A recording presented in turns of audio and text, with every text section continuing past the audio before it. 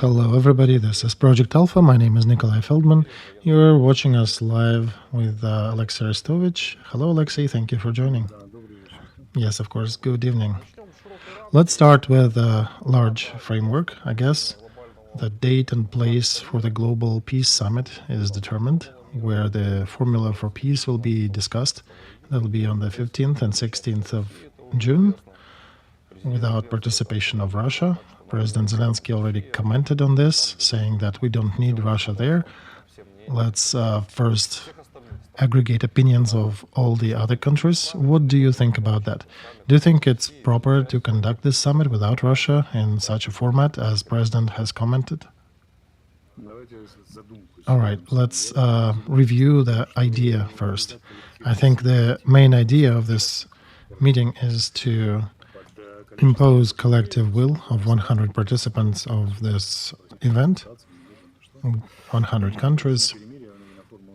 That is expected that Russia will surrender, or at least, I guess, move towards that formula of peace, the way it will be described.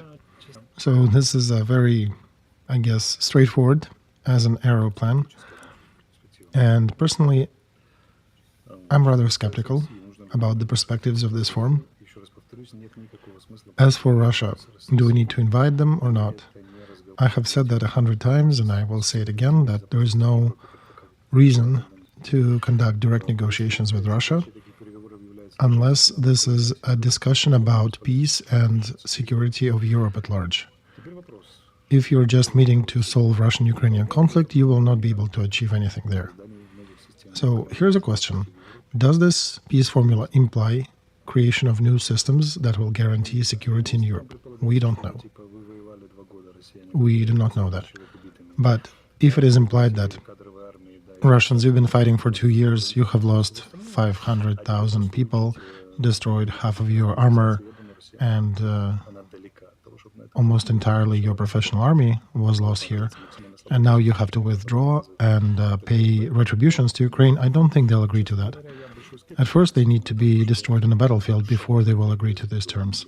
That's why I'm a big skeptic in regards to this results of this summit being much fruitful. But the fact itself, and that's on the other hand, that the fact of 100 governments getting together for this summit, this is a very significant step forward. And we don't know about the other details, what will be discussed, what other topics are going to be brought up in this. We don't know that. That's why I am skeptical to the peace formula as the method of stopping this war. But I'm reservedly positive to this step as a step forward to reinforce Ukrainian position. And we would need a series of these forums in order to get to where we need to be. Saudi Arabia, Malta, probably other places. It will not make things worse, that's for sure. I don't think that we'll find peace as a result of this forum, but we definitely can improve our position to some degree in the world arena, and there'll be a lot of discussions behind the scenes, I'm sure. All right, what I paid attention to, Alexey, there is no definite position of China expressed on the eve of this peace summit. Their representatives in Switzerland already spoke a couple months ago that they are considering participation in this event, but I think there'll be some expectations from the meetings between Xi Jinping and Macron and then Putin that are due to happen before this summit. What order do you think of events will happen? Which of them will meet first? And what positions would be discussed or could be discussed? And why China even wants to go and do that? Well, look, Nikolai, China's position can be described as follows. They are standing in front of the new gates with a ram. Russia is that ram, and China is pushing that ram to try to break the gate. Russia is breaking its horns, but cannot break through the gate, but still trying. So if Russia succeeds, then China will step in and say, we always have been with that ram, so give us some of the shares, some of the loot that will be deserved. If the West prevails and Russia breaks its head over this gate, then China will step outside a bit and say, I was never with that ram. We're always nearby, just watching these idiots trying to break the gate. So now perhaps let's sit down and have some barbecue. What does it indicate? It shows that the Chinese position is very reserved. There are a lot of issues in between Russia and China and their positions. For example, Russia's blackmail with possible nukes. China is definitely in counterposition to that action. And by the way, the fact that Chinese banks stopped interactions with Russia in hard currency because they were afraid of consequences when the West put the foot down and said don't. And China and India and some other countries, they are in that bandwagon that will make a mind depending upon the outcome of this conflict. And it is a calculated position to see if the West is strong enough economically, militarily. And that's why Putin will visit China first to draw his own formula of peace. He'll probably say, look, we do have summer offensive. We definitely will capture Lugansk and Donetsk regions by the end of it. We'll fight for Zaporozhye and Kherson to make sure we own some of it, and we'll prove that the West cannot resolve this issue militarily. And then we'll sit down and negotiate from the position of power with the West. So please support us. What will Macron say during the meeting with Xi Jinping? He'll probably say the opposite. He'll say that Putin will not be given a chance to talk from the position of force with the West. For example, this is your chance. We will be fighting and opposing Putin. This is our peace formula. It will be done from the position of power for the West, and we ask you to support us. And it will depend upon the outcome on the battlefield, whom will Xi Jinping support with China, not upon the negotiations. Understandable message, Alexey. Not even any clarification questions that I may have to add here.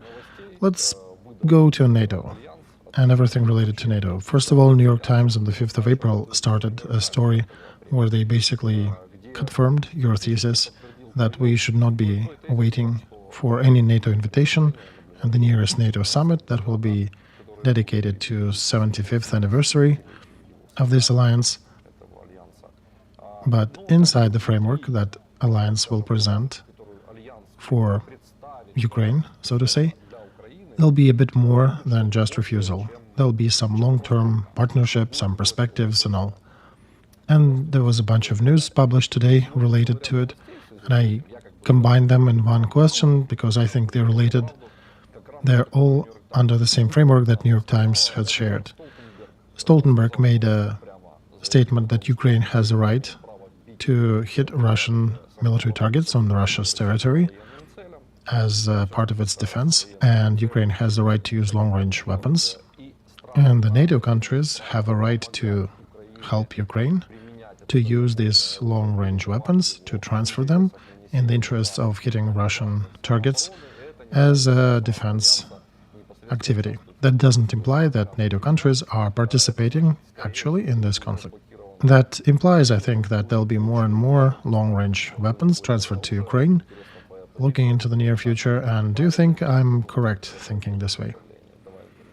Right. This possibly indicates that perhaps is linked to the time when F-16s will be deployed in Ukraine.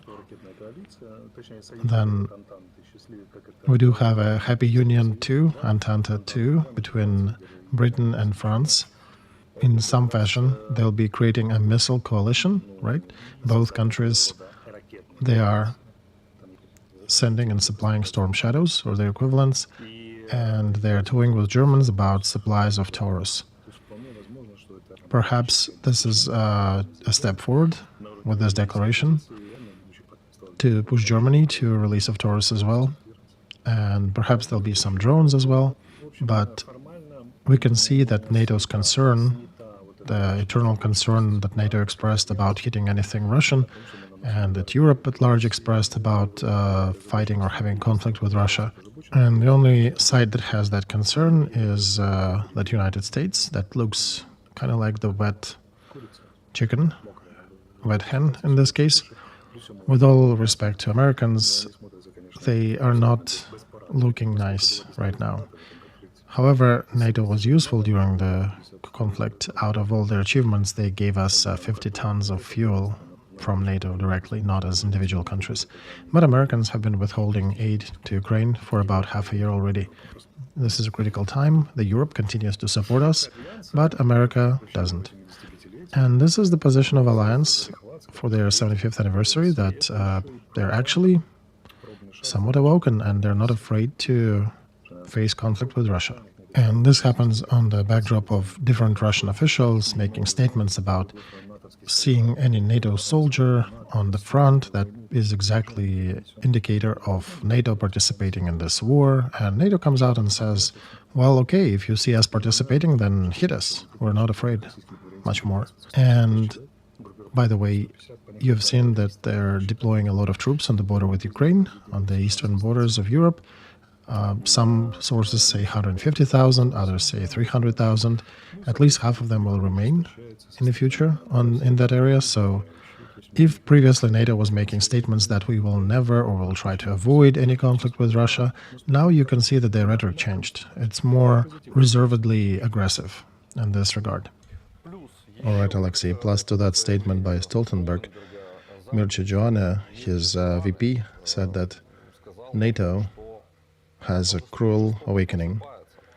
And according to his statement, Moscow doesn't imply peace when they say negotiations of this conflict. That means that any diplomatic regulation of this conflict will lead to a larger aggression eventually. So when we talk about negotiations, Russia cannot be obviously trusted. And the time given during these negotiations, Russia will use in its favor to continue its aggression. And what also is important to mention, that in the future, Ukraine will join NATO and EU, but now we need to be ready that Russia can conduct any form of aggression in the meantime. We were thinking that we'll live in a more safe world, and now we have a cruel awakening in new reality. That's a quote. So this awakening in the new reality together with European countries, what do you think it tells us that they see it this way? Oh, Nikolai, it tells that there is a decision that has been taken a while ago. G7 made a statement that they will spend over $10 trillion on defense budgets, because everything that Fukuyama told them about the end of history and relatively calm period from the end of 90s, where most conflicts were maybe against partisans, that period is over, and now big countries, even superpowers, are clashing against each other. Why they're talking about it? There was no collective decision before that. Now they do have it, and that spills through these mentions here and there by different officials. And I think main things will be stated at the NATO summit in Washington. I think we'll have more surprises coming from there.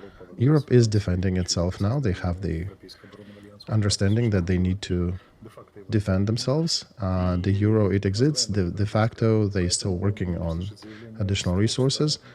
And I think there'll be conclusions with a lot of ripple effect from NATO, from EU, with the change of global strategy and the ways that they'll try to define the way of a system that will allow them to hold the aggressor. And it doesn't mean that there'll be a hot war, but it could be, if need be, down to the use of possible weapons with nuclear warheads. That's what Macron's Minister of Foreign Affairs also signed an agreement with Britain. And Macron reminded the world that when Russia is threatening their nukes, he reminded that France and UK also have nukes. So this is super positive news for us. We've been trying to bring this day closer, walking to it for almost 2.5 years, telling EU that please take this point of view, please get there. And they finally did. This is our great success. So regardless how long this war lasts and how it ends, and it obviously will end with our victory, this is one of those key milestones. It's almost like Tehran conference, but just spread over time.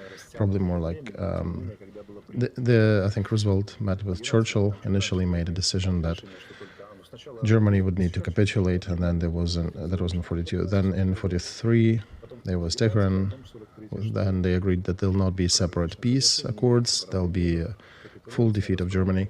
So I don't know exactly what decision has been taken about defeating Russia on the battlefield, or perhaps getting them to agree to a contract agreement by force. But the decision has been made. And they will be using their forces. They will likely be using a lot of their force here on the territory of Ukraine to stop Putin here so he doesn't spill beyond. And it took them about 2.5 years to get here. As somebody who is keenly familiar with psychological aspects of human psyche, it takes about 2.5 years to change big life-changing values. So that's kind of what the process was happening in Europe, I think. And de facto now we are becoming military allies with NATO. Before that, remember, even Ministry of Defense corrected our speakers that we're not allies, we're partners. And when these countries have the same enemy, they may not have a formal agreement with us as allies, but they're technically becoming our allies. And this is a huge victory for Ukraine. We're still upset. We're telling that we don't have enough artillery shells. America is slow walking their support. But the strategic decision has been made. It will take some time for it to unfold in space and time continuum. But one needs to remember that NATO is United States as well. So when the head of NATO is making these statements, it tells that United States does not want to brandish this statement, but they are not against NATO making this statement. So, Nikolai, that's what I think. Thank you, Alexey. It's day 777 of this war. Very symbolic, I think, easy to remember and associate this with that milestone. Another piece of news is that NATO is going to build a special operative command 100 kilometers from the border of Russian Federation in the town of Mikkeli, 100 kilometers from Russian border in the south of Finland. This will be a high readiness command that will be operatively ready to engage the enemy 24/7. NATO is planning to create a command post there that will be supervised by another NATO organization, a NATO structure located in Norfolk, United States. So do you think it's operative or do you think it's a statement? Both, because one of the threats, one of the vectors that Putin can employ is Baltic countries, right? So whatever command NATO has needs to be much closer to the actual war theater in one of the Baltic countries or in Scandinavian countries, and Finland, as a country next door to the Baltics, is a good candidate for this. And this is the country that actually can provide additional support to the Baltic countries, because in Finland, since 1945, they were serious about defending themselves from USSR aggression. They've been building their bomb shelters, and at a short notice, the whole country can burr into difficult-to-reach bomb shelters that are well-equipped with resources. They have even tennis courts there, and it's a serious infrastructure. They have a very serious army as well. In a peacetime, it's only 35,000, but in 2 days it can deploy to several 100,000 people that are very well versed in use of equipment. They know their territory.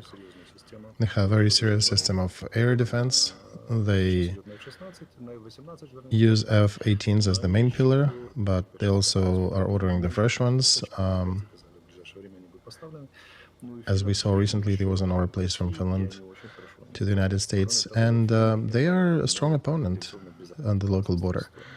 And it's probably about 30 seconds for a Finnish jet to get to the Baltic countries. By the way, they also have a lot of ties with these countries, and they are even related in terms of some of the languages and cultures. So NATO made a good calculation that de facto this command will have a chance to intercept any aggression if that occurs. Now, many people think that the fifth article of NATO works like this. If there is an enemy at the door, if there is a conflict starting, the countries meet and start to make a decision collectively. This is not exactly so. Between the fifth article of NATO, when politicians will make a decision, which implies that may span the time of 2 months, roughly, before the decision comes through, up to 2 months, military protocols of NATO imply a rapid and immediate reaction to a threat. And that's logical, right? What doesn't make sense to wait for 2 months. while political part is being formed. So that's why they're creating this operative command with the head in Norfolk, and they're creating a system of rapid management of their assets on the war theater. This is an adequate and very proportional action to what Putin did by creating Moscow and St. Petersburg military districts. He restored that system element from the Soviet times, which actually was created to wage war, relying on the Baltic Navy that Russia has there, and as they're highlighting their interest in Suwalki corridor to Kaliningrad area and also on the border with Finland. So NATO aligns their capabilities to Russian actions, so it's a normal Cold War with some perspective of possibly spilling into a hot war as well, which is a good sign for Ukraine at this moment, because 2 months ago we didn't even know if Europe is ready to fight, and now we do know that they are getting ready for this. And this is one of the main strategically important news in this war, I think. All right, thank you, Alexey. Norway presented a strategic plan for strengthening their defense. It implies doubling the expenses till 2036. The plan has up by $56 billion additionally to the current expenses.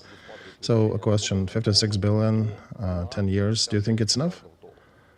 Nikolai, I think it's the first swallow. It's an early bird statement, and it's just usually being made to start opening the window of overtone, and they're basically indicating that we do have issues in our national defense that we allowed to happen because we are a member of NATO and we're expecting NATO to cover certain interests. But right now we're in a different situation and we need 56. And then I think they'll come up and increase it by another 56 and another 56. And this is probably in a format of the statement by G7 that they'll be spending $10 trillion or over $10 trillion during the next 10 years. That's roughly about $1 trillion every year, or over that.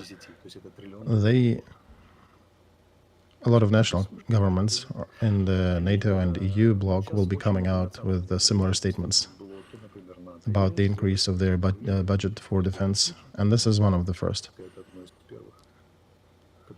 We will hear these statements soon, and there'll be a lot more by different countries, and that basically tells that European countries will be coming back to their normal armies, not what they've done, what Merkel has done in the German military when she was there. When she came, there were 26 brigades, and when she was leaving, there were only 6 left, and none of them was battle-worthy. So Europe will be coming back to normal armies, and they'll have a goal to be able to defeat Russian military in battle, and by proxy, of course, to be able to withstand Chinese aggression or anybody else's. And we can say that they already have quite a bit of troops already in the NATO. They're moving about 300,000 by an alliance to the border on the east. 300,000 is half of all Russian troops engaged in Ukraine. And Russia is basically right now defenseless because most of their troops are here in Ukraine. And these 300,000 is a very serious factor. Even 60 would have been a serious consideration, but 300,000 in military exercise, out of which 50% will remain, and the positions on the border, that is a serious element. And everything changes, and not in favor of Putin. All right, good. And unfortunately, there is still a spoonful of something yucky in this barrel of honey. Barrel made a statement after a meeting with Kuleba that European armies have 100 of Patriot batteries and still cannot find it within themselves to deliver 7 of those to Ukraine. He said that the EU is not doing enough to help Ukraine defend its cities from Russian missiles and gliding bombs, and EU needs urgently present more means for Ukraine in order to defend their territory and more ammo to those. He said that Ukraine is asking for 7, while EU armies have over 100, and we still have not made a decision to deliver additional 7 Patriot systems. So why is it happening? Do you think it's a signal that they will do that soon? And the main question, do they have enough missiles for these 7 systems to allow Ukraine to shoot down everything that Russia lopsided territory?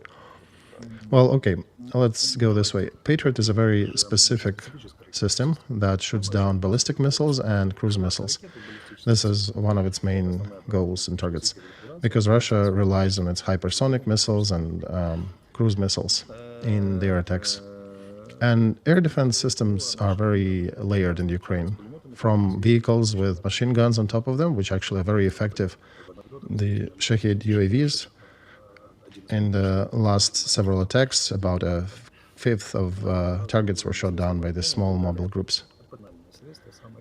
And Patriot is a final measure against everything. Not that it's the last one to be used, sometimes it's the first one to be used, but if Patriot cannot cover, then nobody can cover, right? What's characteristic of that is that all the ballistic missiles shot down. That was definitely done by Patriot that we have. And there's also SUMP-T, that's another system that can carry this function. That's a joint production by several European countries. But what is behind the statements? Usually the story and the narrative flows like this. If they are making a statement, that means that something has already been delivered. If they're saying that the pilots will be trained, means they have been trained. And this is not an occasional slip. You can watch these statements so you understand these signals. That means that they already have been transferred.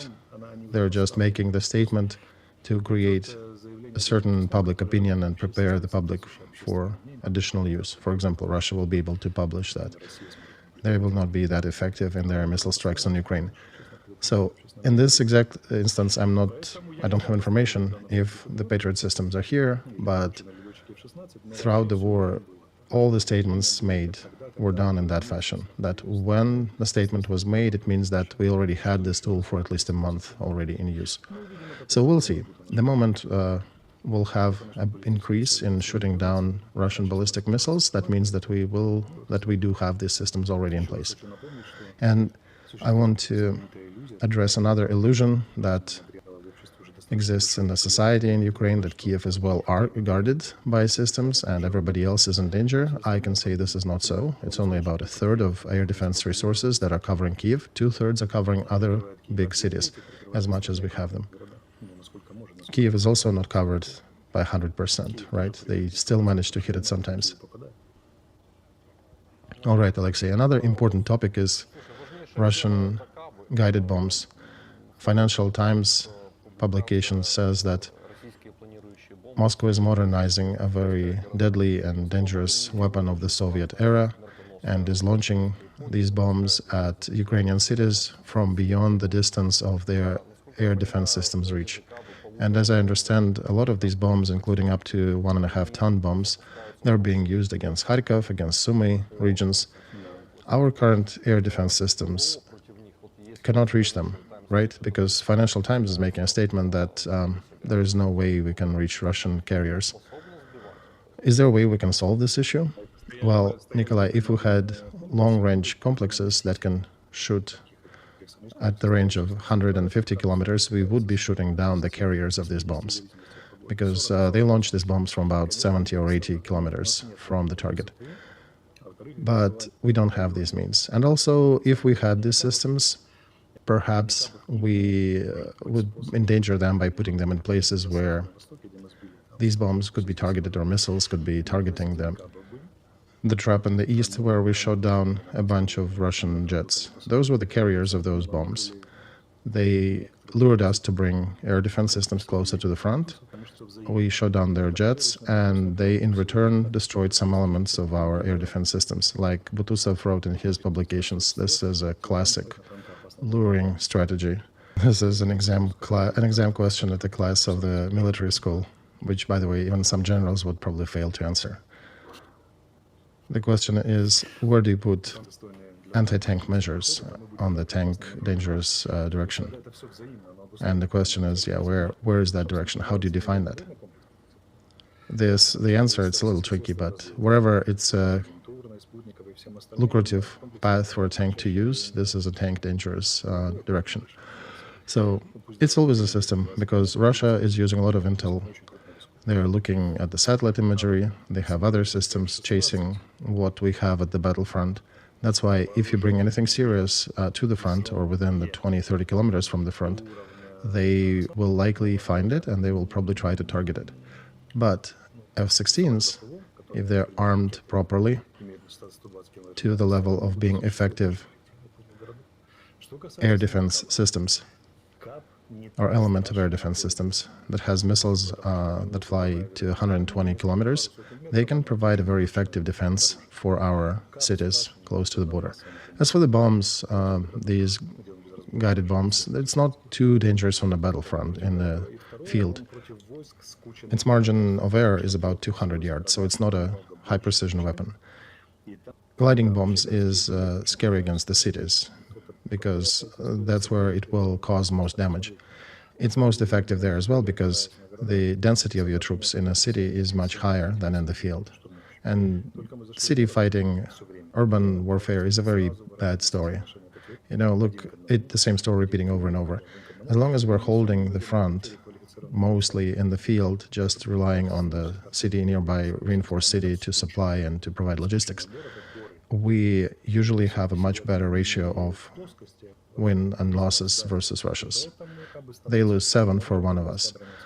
When we bring our troops in the city, that's where we aggregate them together, and then they start destroying it with artillery and aerial bombs, because they're not spread out in the field. They're sitting in buildings, which you can collapse and kill a lot of people that are under it. So it becomes more dangerous for us when we withdraw to the city and use it as the fort.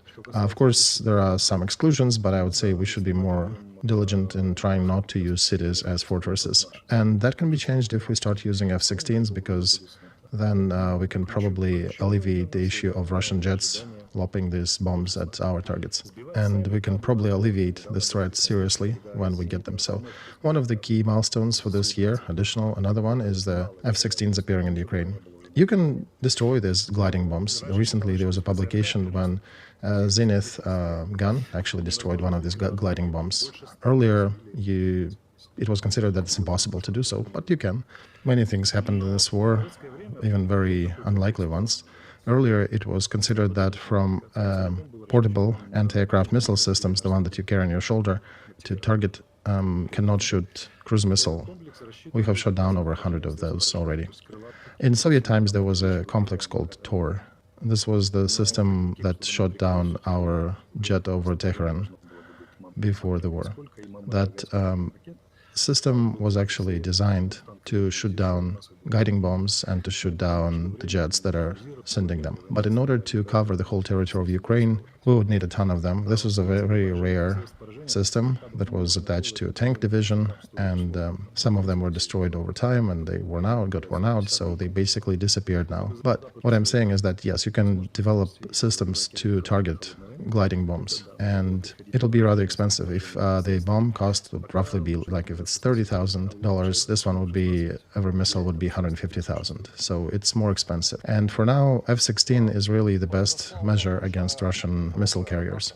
Another news, we had a very good, successful attack from Ukraine onto the territory of Russian Federation. We destroyed at least 6 jets, among which are those that are launching gliding bombs. Defense System Service of Ukraine attacked one of the airfields in Morozovka in Russia, and I understand this was carried out by massive use of UAVs. Our president had a 3-hour meeting today on this topic, by the way, and this use of drones en masse, and what I'm saying, this is a systemic story now.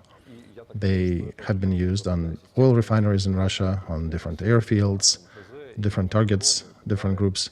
So it seems like we do have serial production for that article, and we have enough resources to do that. Can we talk about it this way? Yes, it does imply that we have enough production, plus we have supplies from allies. Britain announced that they will be sending new and experimental drone systems to Ukraine. And what's important, we finally got to the level where we can send dozens of them on a target when we carry out a mission, and that means that we have enough technical, organizational, logistics to provide for that, and then to shift targets. For example, you saw we worked effectively on oil refineries. Russia probably has relocated some of their air defense measures, and we shifted our attention onto different targets. The moment they will open something else and will concentrate on protecting airfields, we'll find another target. Russia has a huge territory, and that's a big weakness for it. There are a lot of different pieces of infrastructure that can be hit, that have military value, and they have a lot of military-grade targets for us that provide legally proper targeting options for Ukraine UAVs. And Russian air defense systems are so few that even USSR, back in the day when USSR said we have everything covered, they even could not cover the whole territory. Russia is nowhere near that capacity, so they can only provide cover for the most important objects on their territory. And if we'll be shifting our focus, our attention from one target to another, they will always be running late and behind. And some of our UAVs, of course, will be shot down. That's normal, that there are some systems still working, but there'll be others that will be reaching targets. And the good story, the good part of this story is that in the next few years, Russia is not in a position to find a proper defense against this tool. So this is our asymmetric warfare against Russia that causes a lot of pain for them. Even Minister of Defense Austin from the United States came out and said, asked Ukraine to hold, to restrain a little in terms of hitting these targets, because we were that effective.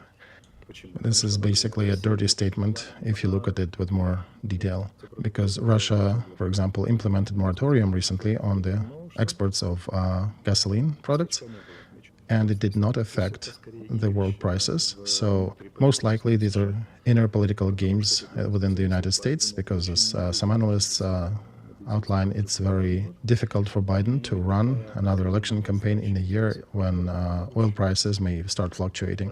And they have other political goals internally, unfortunately, that became sort of a business card of Biden's administration, that they are not actively supporting their allies. So other news of this week is that Russia, for example, started looking for other sources of gasoline. They requested Kazakhstan to provide 100,000 tons when asked, because Ukraine is disrupting the infrastructure to a notable degree. And before that, they were looking for Belarus gasoline, right? Exactly. So what tells me here is that if these are legal targets, right? Are oil refineries legal or they're civil? Well, these are legit targets because they manufacture the goods of dual use, right? They provide effectiveness and logistics and basically fuel for Putin's army. So this is a totally legit target. Okay, Alexey, then if NATO, and a statement by Stoltenberg is telling us that we have the rights to hit military targets on the territory of Russia, oil refineries are legal targets, then why position of Lloyd Austin is against NATO? Should we listen to it or should we not? What should we listen to? Yeah, we should listen to that, nod, pay some attention and saying, of course, yes, and then carry out as we want to. Because Austin and Biden, if everything fails, they will just not be re-elected. They'll go read lectures in Western universities. And Ukraine, if we are not targeting these targets in Russia, we are risking losing Kharkiv and other cities, losing thousands of more lives in the front, and having to deal with more atrocities of this Putin's regime of murderous things painted in Khaklama. So we will continue doing what we have to do, and we understand some of the United States are painting themselves in not a fancy light when they make these statements. All right, which position do you think it puts Russian Federation in? What volume of destruction can Ukraine achieve in the current toolset and the amount of UAVs that we have? It will be fluctuating, it will be changing. I do not have numbers how big it will grow, how much of these UAVs will become available, but what we have already achieved, the fact that their oil refineries market went down by 15%, this is significant, especially given that the agricultural season is upon them. In some directions, they even started to limit the use of their equipment and the use of fuel. This is a huge number, just to put it in perspective. When the market fluctuates by 2%, that already throws a lot of investors in disarray. But here we're talking about 15%. So, and besides oil refineries, there are also other systems that, for example, are used to export oil products, transfer lines, and many other targets. So they'll never know what will hit, but we will continue shooting at them for as long as needed while we have this capability, as long as they continue the conflict with us. So I think the trend is for is on the uprising right now. Russia is a huge country. We cannot reach everything, but we have a plethora of targets that we can go for. And in modern war, one-time action doesn't really bring, seldom ever brings war-changing results. But systematic use definitely is cutting on the very sensitive spot. And I will remind our listeners that all we need to do really is just to stand for one day longer than Russia in this war. And they already have significant issues aggregating there. There are a lot of indicators highlighting them. And as always, these catastrophic changes, they aggregate slowly, but they manifest eventually very rapidly in a disastrous fashion. So when one of the largest oil exporters in the world starts to limit their exports, that tells you something, right? And we haven't really started yet in this regard. So there is another position, Alexey. I don't know how correct it is, but to sum it up, Russian Federation would not be hitting certain energy elements of Ukraine networks, and in return we wouldn't be hitting some of their networks as well. Oh no, Nikolai, that never really existed. They were hitting whatever they wanted. And we also tried to hit where we wanted to, we just didn't have technical measures and means to do that.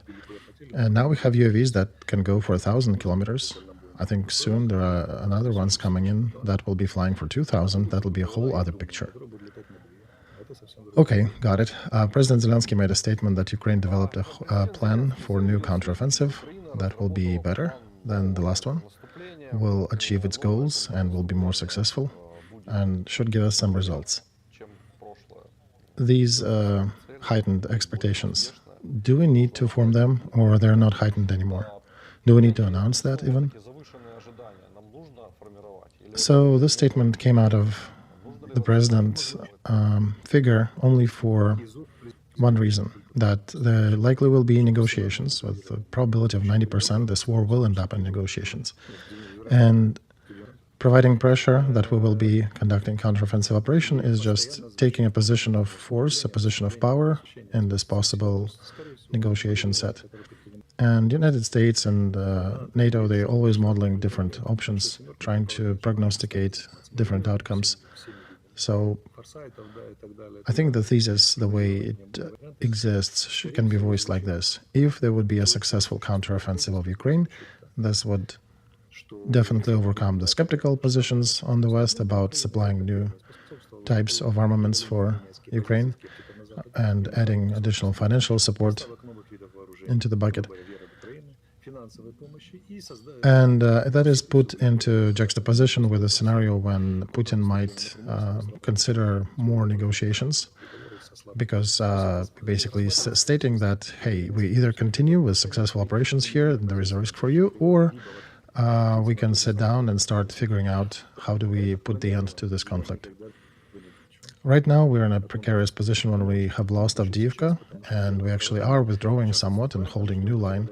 And if you notice that in his same statement, he makes two kinds of statements. He says that, first of all, we'll do counteroffensive and push you to a defeat. And then he also says that if America will not supply us with enough resources, we'll probably fail in this war. Some people are giggling and laughing at this, but on the other hand, it is a strategy.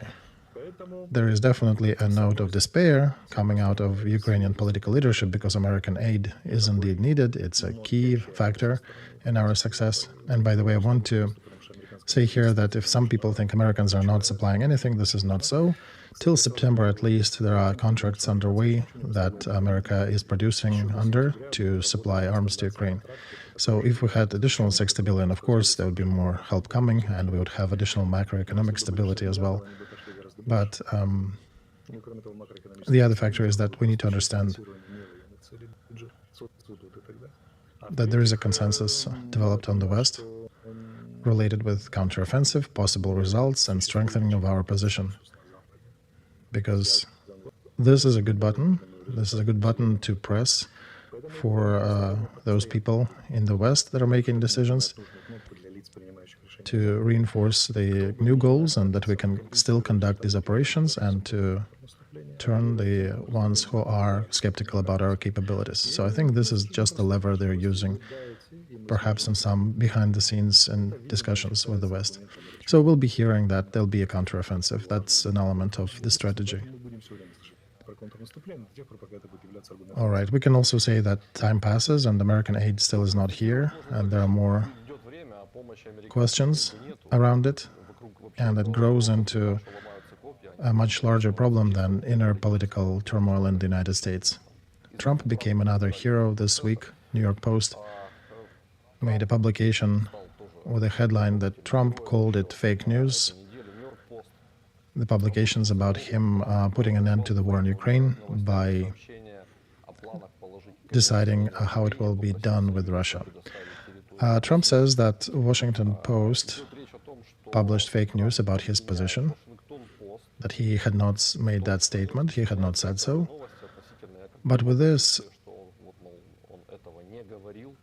his current position is even presented by Washington Post is not really new. About a year ago, he gave an interview to Jazz News where he said that there are ways to put an end to this conflict, where he would personally negotiate the conclusion of this war with Putin. You would not even need to engage with Ukraine much. I would have done everything without the losses of property and everything, and we can restore it to the state before the war. And we could have avoided a lot of human life loss. So I've seen what you said in the other interview to Lyudmila Nemira, that you're almost a Trumplican, but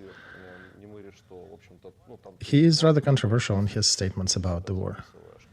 Don't you find it? Right, Nikolai. I'm not a supporter of Trump, but I do expect that if he gets elected, he will probably finish off some of the globalist constructs that need dismantling. I'm the opponent of the globalists, that's for sure. And I just don't see any other figure in the American politics who can break all these gender idiocy and other things. So what I want to say about Washington Post, it could be a fake publication. It's owned and it's very left-leaning. They perhaps didn't even think of publishing fake. They could have published something that was given to them as if real conversation. We don't know. But given that in the United States, the key process in this year is election campaign, the main focal points of which for the deep state is not letting Trump even get to the elections.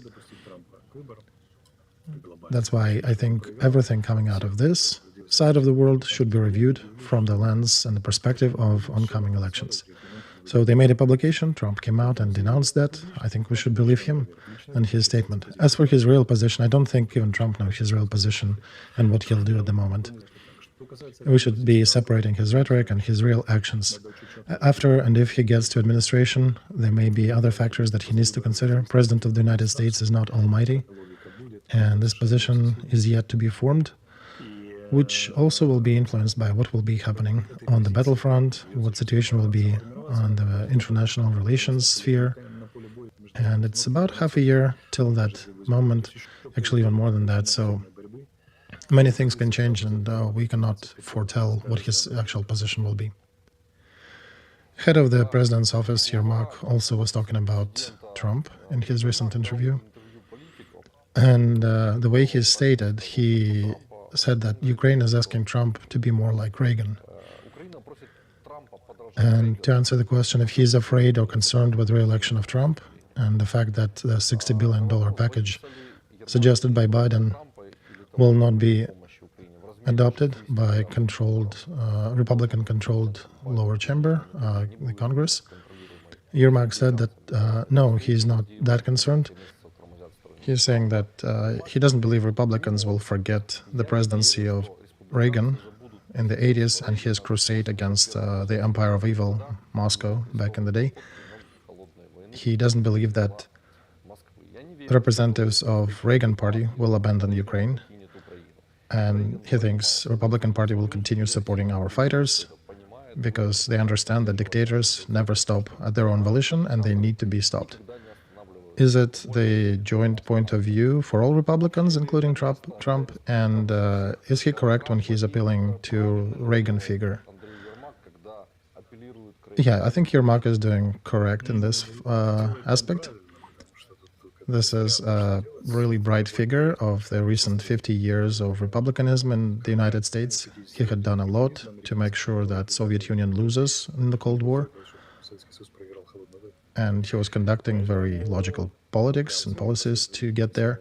So this is a good appeal. When Reagan was appealing to Soviet people back in the day, he was using Soviet anecdotes.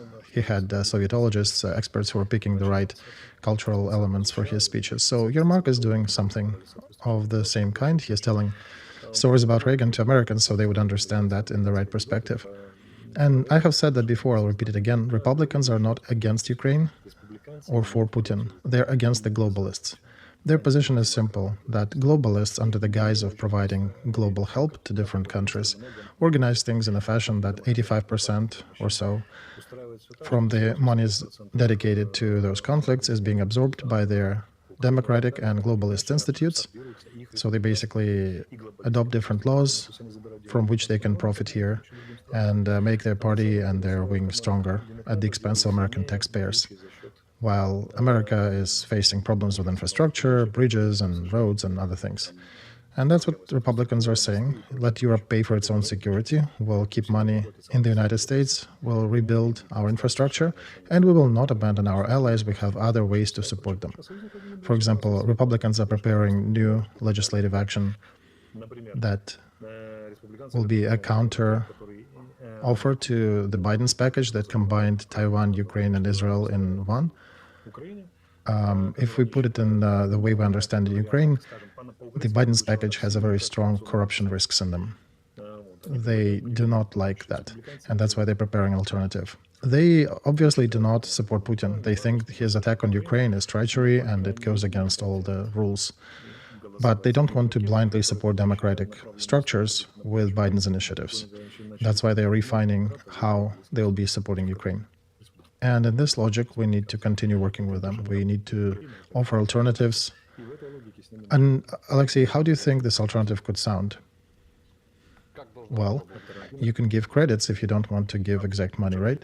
There is Lend-Lease program that can be turned on, being adopted by Republicans and actually joined Republicans and Democrats. Biden never really did anything on the Lend-Lease program. But this is actually a much easier program that allowed President to take anything from the warehouses of US military and send to any ally that needs it. So there are different levers, different options, and it's not hanging on Republicans.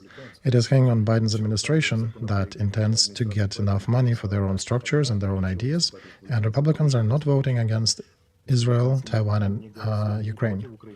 They're voting against the guise that Democrats are using to enrich their globalist institutes. This is the institutes that Republicans are targeting to destroy, and their alternative is still not being adopted, but when one says they have no alternative, this is not so. They do have an alternative, and they're working on getting this introduced.